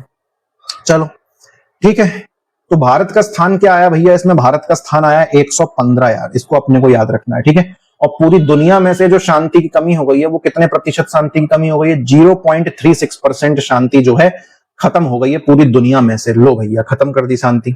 अब क्या आ रहा है? कौन से वर्ष में किस वर्ष को संयुक्त राष्ट्र महासभा के द्वारा अंतरराष्ट्रीय महिला किसान वर्ष घोषित कर दिया गया है? International year of women farmer 2026 है। अगर ये मेरा गलत हो गया तो मैं पढ़ाना छोड़ दूंगा। ठीक है, चलो बच गया मैं। International year of women farmer, अंतरराष्ट्रीय महिला किसान वर्ष 2026 को घोषित किया गया यूएन जनरल असेंबली के द्वारा। चलते हैं अगले प्रश्न की ओर। अगला प्रश्न क्या कहता है हमसे? अगला प्रश्न कहता है अगर मैं केंद्र सरकार के 25-26 के बजट को उठाऊं तो which initiative has been launch to preserve more than 1 crore manuscript. बहुत शानदार प्रश्न है। हमारे देश में 1 करोड़ से भी अधिक पांडुलिपियां हैं जिसमें हमारे धर्म के बारे में बहुत कुछ जानकारियां दे रखी हैं। तो सरकार ने एक मिशन लॉन्च किया है जिसके तहत हमारे देश की सारी मैन्यूस्क्रिप्ट, सारी पांडुलिपियां जिसपे भारत के इतिहास के बारे में जानकारी है, उनको हम बचाएंगे, उनको हम संरक्षित करेंगे। तो क्या लगता है इसका नाम क्या रखा होगा? बताइए, सोच के देखिए। ठीक है, आइए हम आपको सही उत्तर बता देते हैं। इसका जो सही उत्तर है दोस्तों वो क्या है? इसका सही उत्तर है ज्ञान भारतम मिशन। क्योंकि जब आप इन पांडुलिपियों को, इन मैन्यूस्क्रिप्ट को पढ़ोगे, आपको भारत का ज्ञान प्राप्त होगा, भारतीय इतिहास का आपको ज्ञान प्राप्त होगा। तो बिल्कुल वैसा ही नाम जो है इस मिशन का रखा गया है, ज्ञान भारतम मिशन। चलते हैं अगले प्रश्न की ओर। मैं इसीलिए कहता हूं जो प्रश्न आएगा आपके एग्जाम में यहीं से आएगा, क्योंकि ये 1000 एमसीक्यूज में भैया कचरा नहीं है, कचरा नहीं है भैया। अभी तक तो 1000 एमसीक्यू आड़े टेढ़े उल्टे सीधे कराने होते, निपटा डालता अब तक। बढ़िया चीज करवानी है। और पता है रियलिटी क्या है? आजकल सबको चाहिए क्वांटिटी, क्वालिटी से किसी को फर्क ही नहीं पड़ता। इसीलिए एक साथ लाइन से सीधे लपक के फेल होते हैं फिर सबके सब, क्योंकि सबको कचरा चाहिए, है ना। जैसे कि टेस्ट सीरीज बना दी तो सबको टेस्ट सीरीज का चाहिए, ज्यादा चाहिए और ज्यादा दो, ज्यादा। क्वालिटी से फर्क ही नहीं पड़ता, बोले ऐसी तैसी कराओ तुम अपनी क्वालिटी की। हमें क्वालिटी नहीं चाहिए, हमें चाहिए क्या? काला अक्षर भैंस बराबर। हमें क्वांटिटी ज्यादा चाहिए। क्वांटिटी आप हमको ज्यादा दे दो, हम सेटिस्फाइड हैं, हम खुश हैं। और जो ये कहता है कि नहीं यार हम मुझे क्वालिटी, भाई मैं 30 टेस्ट भी लगाऊं लेकिन क्वालिटी वाले लगाऊं, तो बस वो जिंदाबाद, शानदार, आगे निकल जाएगा। और जो क्वांटिटी के पीछे दौड़ता है, तो भैया क्वांटिटी तो देश में, दुनिया में कचरे की ही ज्यादा है, तो वो आपको मिलेगी। और हीरे और सोने की क्वांटिटी बहुत कम है, तो वहां पर केवल आपको क्वालिटी देखने को मिलेगी। सही बात है कि नहीं? बुरा लगे तो बुरा लगे, कम से कम सही चीज तो सीखोगे। आईपीएल 2025 का फाइनल हुआ, उसमें आरसीबी जीती और आरसीबी ने पंजाब किंग्स को हरा दिया, कोई बात नहीं। लेकिन ऑरेंज कैप किसने जीता था? ऑरेंज कैप तो यार साई सुदर्शन ने जीता था, क्योंकि गुजरात टाइटन का खिलाड़ी है ये। साई सुदर्शन जीटी का, गुजरात टाइटन का खिलाड़ी है, ये भाई जीत गया था ऑरेंज कैप। ठीक है, विराट कोहली, शुभमन गिल, सूर्य कुमार यादव ये लोग नहीं जीत पाए थे, तो ऑरेंज कैप साई सुदर्शन ने जीता था। ठीक है ना। आईपीएल 2025 में, अभी आईपीएल 2026 भी जो है शुरू हो गया है। ठीक है भैया, हाँ, इसको याद रखेंगे। और आरसीबी ने अपना पहला खिताब जीता था रजत पाटीदार की कप्तानी में, ये भी हम सभी को पता है। चलो अगला प्रश्न देखें। अगला प्रश्न दोस्तों क्या है? अगला प्रश्न कहता है कि 2027 में जो जनगणना होगी, इसको 2 फेज में, 2 चरणों में किया जाएगा। पहले तो प्रश्न से यही सीख लो आप। लेकिन वो पूछता है कि ये कौन से नंबर की जनगणना होगी? 2027 में जनगणना होगी, ये कौन से नंबर की जनगणना होगी? तो दिमाग में भैया फिट कर लीजिए, 16 साल की उम्र में। नहीं यार, इसकी क्या ही ट्रिक बनाए फालतू, इसको तो याद ही करो। ठीक है, 16वीं जनगणना होने वाली है 2027 में, और 2 फेजेस में, 2 चरणों में होगी। पहला फेज कब से कब तक चलेगा? अप्रैल से सितंबर 2026, और दूसरा फेज चलेगा फरवरी 2027। ये दोनों चीजें आपसे पूछी जा सकती हैं। 1931 के बाद पहली बार जाति गणना भी होगी। ठीक है ना, ये जो अभी 27 में सेंसस होने वाला है ना, इसमें जो है आपकी जाति गणना भी होगी, यानी कि कास्ट सेंसस भी इसमें शामिल होगा। बाकायदा पता चलेगा किस कास्ट के कितनी संख्या भारत में मौजूद है। ठीक है, और ये भारत की पहली डिजिटल जनगणना होगी, फर्स्ट डिजिटल सेंसस होगा। कागजी कार्रवाई कुछ भी इसमें नहीं होगी, और सही भी है। अगले प्रश्न की ओर देखते हैं। अगला प्रश्न क्या है? किस देश की केंद्रीय बैंक ने नए करेंसी नोट जारी किए हैं? उनमें से देश के संस्थापक पिता का चित्र हटा दिया। बताओ। फादर ऑफ द नेशन, देश के पिता जिस भी व्यक्ति को कहा जाता है अलग अलग देश में, जैसे कि भारत में महात्मा गांधी जी को कहा जाता है, तो हम महात्मा गांधी जी का फोटो उसमें लगाते हैं। लेकिन इसमें से कौन सा देश है जिसने फादर ऑफ द नेशन का फोटो ही उड़ा दिया है? लो भैया, खत्म कहानी। ये हरकत कौन कर सकता है यार? किसने की होगी ये हरकत? पाकिस्तान, श्रीलंका तो नहीं करेंगे, बांग्लादेश या म्यांमार में से ये कोई छोटी हरकत है, तो किसी ना किसी ने, तो ये छोटे छोटे लोग ही छोटी छोटी हरकतें करते हैं। तो कुछ देखो, म्यांमार और बांग्लादेश में से अरे ओहो, नीच देश, छी, गंदा देश, लीचड़ देश बांग्लादेश। ओहो हो, बिल्कुल बर्बाद बांग्लादेश। छोटे लोग, छोटी बातें, छोटी आदतें, छोटी हरकतें। दोस्तों, बांग्लादेश की केंद्रीय रिजर्व बैंक ने, है ना, टका टका करेंसी चलाते रहते हैं ये लोग। तो उसमें जो शेख मुजीबुर रहमान, जो father of the nation, Bangladesh के पिता जो कहलाए जाते थे, उनकी फोटो ही हटा दिया। बोले लो भैया, पागल लोग हैं, लोग कुछ भी करते हैं। तो इसीलिए हमारा अंदाजा सही था। ऐसा कोई भी उल्टा सीधा काम है तो उसमें आप बांग्लादेश को सबसे आगे कर दो। ठीक है ना। चलिए आगे देखें, किस राज्य सरकार ने सड़क दुर्घटनाओं में घायल लोगों की जान बचाने के उद्देश्य से राहगीर योजना शुरू करने की घोषणा की है, जिसमें दुर्घटना पीड़ितों को अस्पताल पहुंचाने वाले नेक लोगों को 25,000 रुपए का इनाम दिया जाएगा। अभी अभी इससे पहले क्या होता था कि भाई जो एक्सीडेंट वाले व्यक्ति को हॉस्पिटल ले जाता था उसको ही जो है पुलिस पकड़ के ले जाती थी कि बेटा तुम ही लेके आए हो, तुम ही ने कुछ किया होगा। भाई पुलिस से क्या ही, जीरो एक्सपेक्टेशन, कुछ एक्सपेक्टेशन रखने का मतलब ही नहीं, उसी को पकड़ के ले जाते थे। अब सरकार ने कहा है भैया देखो सुधर जाओ थोड़ा, जो व्यक्ति किसी पेशेंट को, किसी घायल व्यक्ति को हॉस्पिटल लेके जा रहा है तो भैया उसको मत बोल दो कि तुम ही गड़बड़ हो, उसको उल्टा 25,000 रुपए वहां पर इनाम दो, उसमें से भी कहेंगे कि 5-2 हजार हमें दे दो भैया। छोटी हरकत, बेकार बेकार। तो 25,000 का इनाम मिलेगा, कौन सी योजना के तहत? राहगीर योजना के तहत। अब भाई किसने किया होगा ये नेक काम? मध्य प्रदेश के साथ जाऊं क्या? मध्य प्रदेश में नेक काम बनाए तो बहुत सारे जाते हैं लेकिन किए एक भी नहीं जाते, तो ये एक तगड़ा ड्रामा दिख रहा है। तो इस ड्रामे को मध्य प्रदेश ने किया होगा। मध्य प्रदेश ड्रामा करने में तो बहुत आगे है। चलो यार मध्य प्रदेश के साथ चलते हैं। ओ यस, ड्रामा करने में सबसे आगे। बिल्कुल सही जवाब, मध्य प्रदेश। मध्य प्रदेश ने लॉन्च किया है कौन सी योजना? राहगीर योजना। जो व्यक्ति घायल पीड़ित को हॉस्पिटल लेके जाएगा उसको पुलिस 23,000 रुपए देगी, 2,000 पीछे में रख लेगी, नहीं 25,000 रुपए देगी उसको पुलिस। बिल्कुल सही बात है, समय पर चिकित्सा वगैरह हो जाएगी, व्यक्ति बच जाएगा, उसकी जान बच जाएगी। एक व्यक्ति को एक वर्ष में अधिकतम 5 बार ही ये सम्मान मिलेगा। मध्य प्रदेश की सरकार भी जानती है कि भैया अपने राज्य में कैसे लोग रहते हैं। पता चला कि जैसे इस किसी ने सुना कि भैया घायल पीड़ित को अस्पताल ले जाने 25,000 रुपए मिलेंगे तो लोग खुद ही एक्सीडेंट कर करके पीड़ितों को जो है अस्पताल ले जाए। सरकार ने कह दिया अरे ससुरों सुन लो तुम लोग, भैया एक साल में 5 बार ही सम्मान देंगे, नहीं तो पता चला कि तुम बस घायल पीड़ितों को ही तुम्हारी आंखें ढूंढती रहती हैं कि कब कौन टकराए, कब कौन टूटे फूटे और मैं उसको लेके जाऊं और 25,000 रुपए कमाऊं। तो तुम 25 × 5 एक साल में 1,25,000 ही कमा सकते हो भैया। तो चलो बेरोजगारी तो दूर हो गई, घायल पीड़ितों को उठा उठा के ले जाओ, कुछ नहीं तो ठीक है।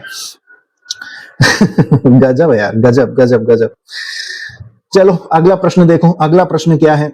अगला प्रश्न कहता है कि भारत ने भार्गवास्त्र नामक एक नया शक्तिशाली हथियार विकसित किया है जिसे दुश्मन के ड्रोन को नष्ट करने के लिए डिजाइन किया गया है। ऐसे तो हमने वो भी तो पढ़ा था, सुदर्शन चक्र, जो ऊपर आसमान से कोई भी हमारे ऊपर अटैक होगा हम उसकी ऐसी तैसी कर देंगे, लेकिन हालांकि वो बना नहीं है, उसका वो चल रहा है ना, भविष्य का मिशन है सुदर्शन चक्र। भार्गवास्त्र क्या है? ये तो भैया कोई भी ड्रोन का हमला होगा, चाहे ड्रोन जो है झुंडों में आए सुअर की तरह, है ना, झुंडों में शेर तो अकेला आता है, झुंड में तो सुअर आते हैं।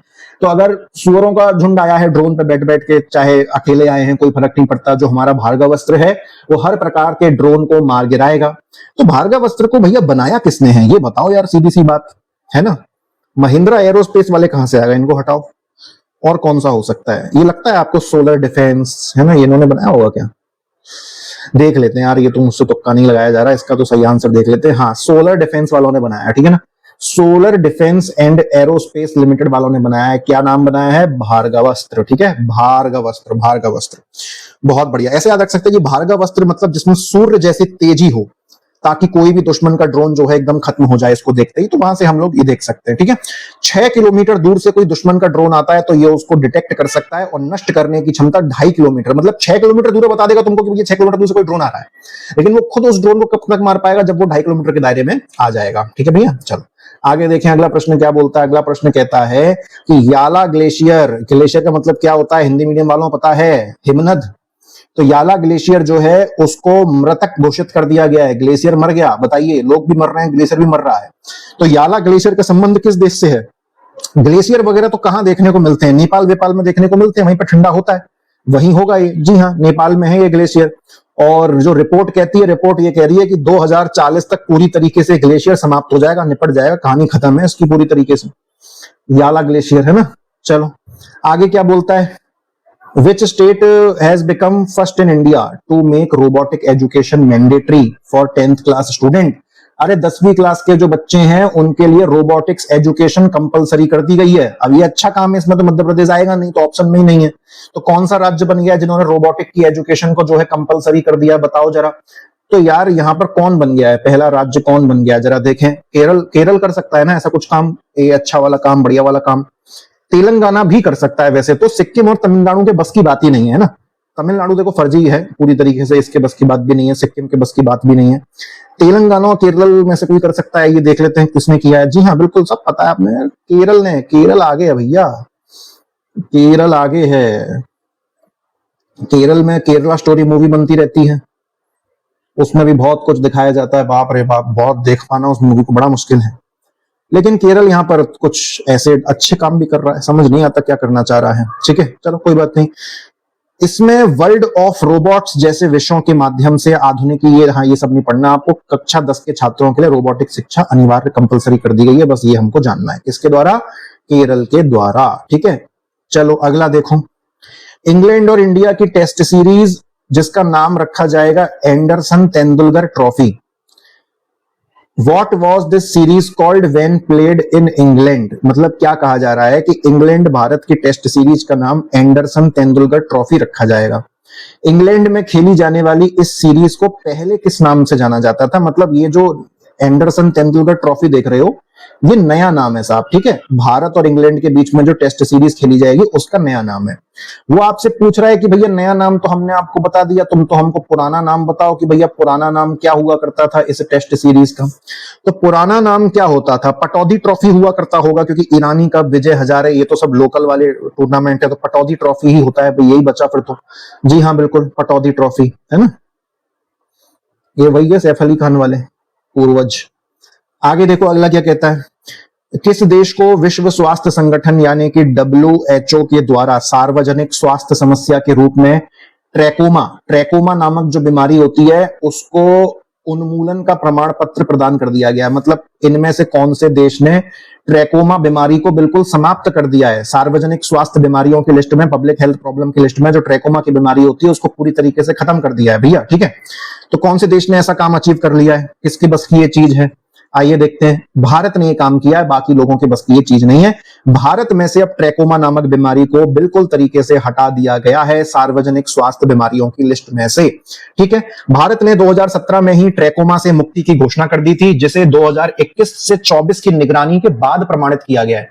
तुम तो भैया घोषणा कर दिए 2017 में, लेकिन सामने वाली अंतरराष्ट्रीय संस्था है WHO, वो देखेगी ना कि भैया अगले 4-5 साल उसने देखा कि भैया कोई और केस तो नहीं आ रहे। जब कोई और केस आते हुए नहीं देखे तो उन्होंने कह दिया कि हाँ भैया आप ट्रैकोमा मुक्त हो, भैया मजे करो अब, चलिए। ठीक है, अगला प्रश्न क्या कहता है? अगला प्रश्न हमसे दोस्तों कहता है, आइए देखें। Who became the first Kannada writer to win the International Booker Prize for Kannada short story? ठीक है, along with translator दीपा भाष्टी। ये शायद मुझे ऐसा लग रहा है हमने पहले भी कभी कवर किया होगा, कोई बात नहीं। देखिए, पहला कन्नड़ लेखक कौन है जिन्होंने अच्छा सॉरी लेखिका है, लेखक नहीं लेखिका है, फीमेल जो है राइटर है, जो कन्नड़ भाषा की राइटर हैं और इनको इंटरनेशनल बुकर प्राइज मिला है अपनी किताब के लिए। और इन्होंने तो कन्नड़ भाषा में लिख दी है, लेकिन उसी का कन्नड़ भाषा से फिर ट्रांसलेशन किसने किया है दूसरी भाषा में? दीपा भाष्टी ने किया है। ठीक है, तो दीपा भाष्टी को भी मिल गया है ये इंटरनेशनल बुकर प्राइज 2025, और इनके साथ साथ जिन्होंने कन्नड़ में उस किताब को लिखा है उसको भी मिल गया है। आइए सही आंसर पता करते हैं। सही आंसर है दोस्तों बानू मुश्ताक। ठीक है, केवल सही आंसर याद रखें, बानू मुश्ताक। बानू मुश्ताक कि भैया मुझे कुछ और बनना नहीं आता, मैं किसी और भाषा में बन बना के नहीं लिख सकती, मैं तो केवल उसी भाषा में लिखूंगी जिस भाषा को मैं जानती हूं, मैं किसी दूसरी भाषा को बनाने या बनने का नाटक नहीं कर सकती।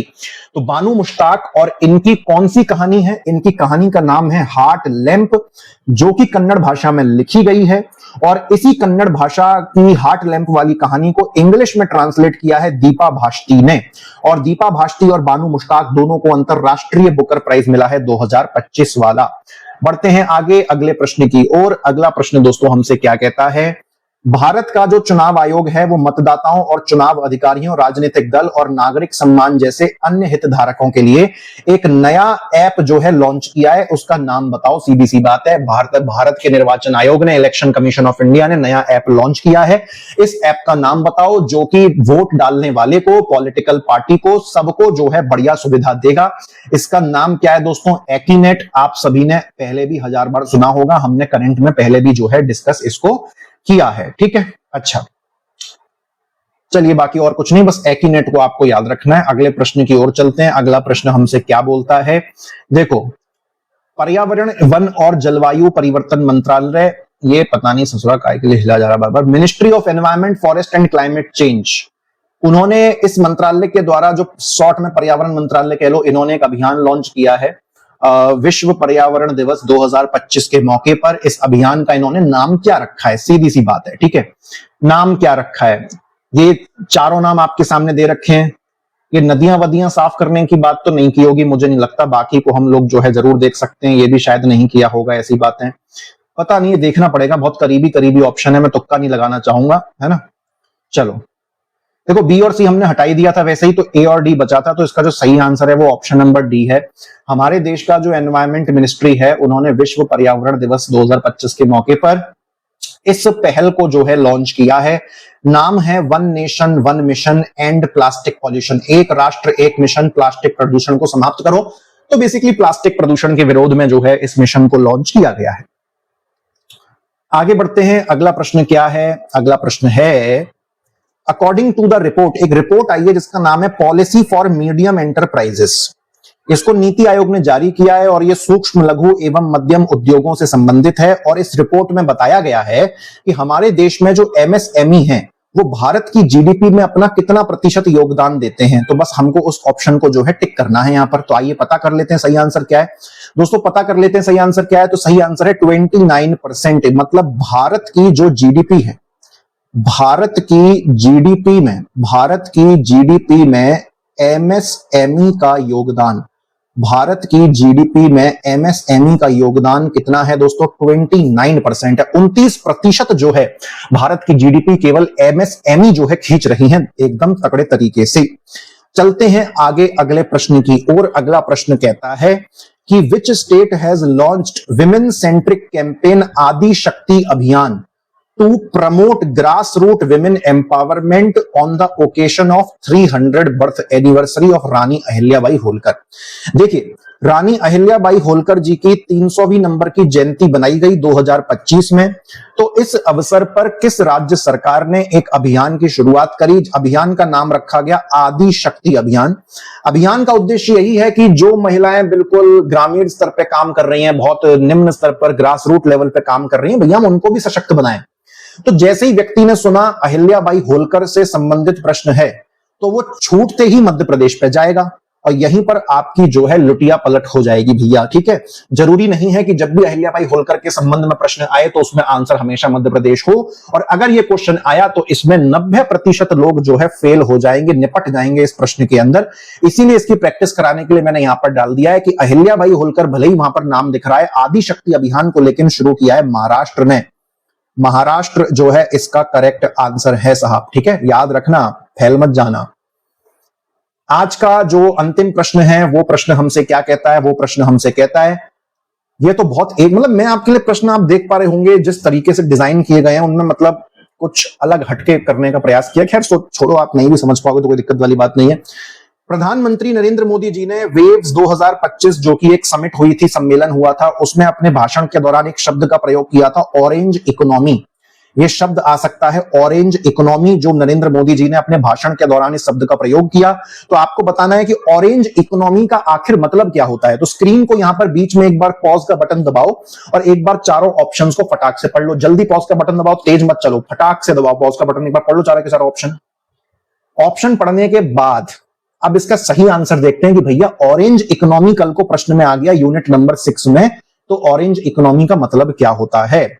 तो देखो साहब, ऑरेंज इकोनॉमी का मतलब, ऑरेंज इकोनॉमी के पहली बात तो 3 पिलर्स होते हैं। पहला पिलर होता है कंटेंट बनाओ, क्रिएटिविटी के साथ बनाओ और कल्चर बनाओ। ठीक है ना, तो कंटेंट, क्रिएटिविटी और कल्चर 3 स्तंभ होते हैं किसके? ऑरेंज इकोनॉमी के। पहली बात तो दिमाग में ये फिट कर लो। उसके बाद ऑरेंज इकोनॉमी का मतलब क्या है? ऑरेंज इकोनॉमी का मतलब है ऐसी आर्थिक गतिविधियां जो रचनात्मक यानी कि क्रिएटिविटी पर आधारित हो, संस्कृति यानी कि कल्चर पर आधारित हो, इंटेलेक्चुअल प्रॉपर्टी यानी कि बौद्धिक संपदा पर आधारित हो और इनकी वजह से रोजगार उत्पन्न हो। इसका ऑरेंज इकोनॉमी का एग्जांपल क्या है? जैसे कि देखो फिल्म, तो फिल्म में हम लोग क्रिएटिविटी भी दिखाते हैं। फिल्म में कंटेंट भी होता है। फिल्म में हम संस्कृति को भी दर्शाते हैं। यही चीज music, design, gaming, digital content, इन सब को जो है क्या बोला नरेंद्र मोदी जी ने? ऑरेंज इकोनॉमी कहा। क्योंकि जितनी भी फील्ड ये हैं, ये सारी की सारी फील्ड दोस्तों कंटेंट के दम पर चलती हैं और क्रिएटिविटी के दम पर चलती हैं और सीधी सी बात है इन सभी से लोगों को कहीं ना कहीं से रोजगार प्राप्त होता है। तो आज के समाचार होते हैं दोस्तों यहीं पर समाप्त। उम्मीद करता हूं कि आपको यह तड़कता भड़कता सेशन आया होगा पसंद। और याद रखिएगा, एमपीपीएससी प्री 2026 के लिए संदेश मैगजीन से बेहतर कोई सीरीज नहीं है जब हम एमपी करंट की बात करें। और हमारी 1000 एमसीक्यू राष्ट्रीय अंतरराष्ट्रीय से बेहतर कोई सीरीज नहीं है। अगर आपने एमपी करंट के लिए संदेश मैगजीन के 17 लेक्चर देख लिए, इन 17 लेक्चर के बाद कोई लेक्चर इसलिए नहीं आया क्योंकि सरकार ने मैगजीन लॉन्च करी ही नहीं है। अब अंतिम 20-25 दिन बचे हैं, उसमें सरकार लॉन्च करेगी नहीं, कर भी देती है तो एग्जाम में आएगा नहीं क्योंकि पेपर ऑलरेडी बन चुका है। ठीक है, तो एमपी करंट के 17 लेक्चर देख लो, जिंदाबाद कहानी हो जाएगी। राष्ट्रीय एवं अंतरराष्ट्रीय 1000 एमसीक्यू कर लो, बढ़िया कहानी आपकी हो जाएगी। अब बार बार मुझे परेशान मत करना 1000 एमसीक्यू कब तक होंगे भैया, मैं खींच खांच के 10 अप्रैल से पहले करवा दूंगा, उससे पहले मैं नहीं करवा पाऊंगा। अगर कचरा चाहिए तो कचरा कहीं और से जाके ले लो, मेरे बस की बात नहीं है। तो इसीलिए बार बार मुझे एक ही चीज बोल के मत सताया करो, है ना, प्लीज थोड़ा समझा करो। आप चाहते ही नहीं हो कि व्यक्ति क्वालिटी पर ध्यान दे, आप कहोगे नहीं सर हमको जल्दी चाहिए। अरे भाई करंट लास्ट में पढ़ने वाली ही तो चीज होती है, तो आराम से उसको पढ़ते चलो। अभी तुमसे इस 500 प्रश्न करवा दी, 500 प्रश्न में से एक पूछ लूंगा, फैल जाओगे।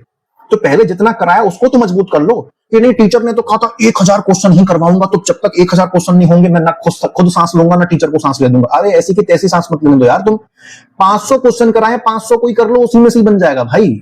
लेकिन इतना परेशान मत हुआ करो। आप क्या पैनिक क्रिएट कर देते हो, तो ना तो सामने वाले की इच्छा करती है फिर काम करने की, बार बार सेम मैसेज। तो प्लीज थोड़ा सा पेशेंस मेंटेन करिए, है ना। सब कुछ जो हो रहा है आपके लिए हो रहा है भैया, मुझे तो कोई एग्जाम देना नहीं है जो मैं अपने लिए बना रहा हूं, है ना। सारे के सारे टीचर जो आपको पढ़ाते हैं सबके सब एग्जाम देते हैं, सबको एग्जाम निकालना, अपन एग्जाम देते नहीं है और अपन को एग्जाम देने का फिलहाल कोई शौक भी नहीं है, ना अपन ने जीवन में आज तक एक भी बार एग्जाम दिया है। बहुत से लोग मुझसे कहते हैं अरे मत बताया करो सर, नहीं तो बच्चे कहेंगे अरे यार इस टीचर ने तो एग्जाम दिया नहीं, ये क्या ही हमको पढ़ाएगा। मैं तो चाहता हूं तुम बिल्कुल ऐसी सोचो। अगर तुमको लगता है मैं नहीं पढ़ा पाऊंगा, बिल्कुल मत पढ़ो, जो लगता है तुमको लगते रहने दो। लेकिन इस बात में कोई दोहराई नहीं है, ना मैंने आज तक कभी एमपीपीएससी का एग्जाम दिया और ना आने वाले भविष्य में देने का भी ऐसा कोई ख्वाब रखता हूं। जिस दिन रखूंगा आपको दोस्तों जरूर अपडेट दूंगा। तो आप निश्चिंत रहिए, अपने ऊपर फोकस करिए, दूसरा क्या कर रहा है उसको आप छोड़िए और तगड़े तरीके से जितना पढ़ाया उतना पढ़ते रहिए। आगे के लिए खुद मत परेशान होइए, हम आपके लिए सारी व्यवस्था जमवा देंगे। जो है सब आपके लिए है। फिलहाल आज के लिए दीजिए मुझे इजाजत। थैंक यू वेरी मच, जय हिंद।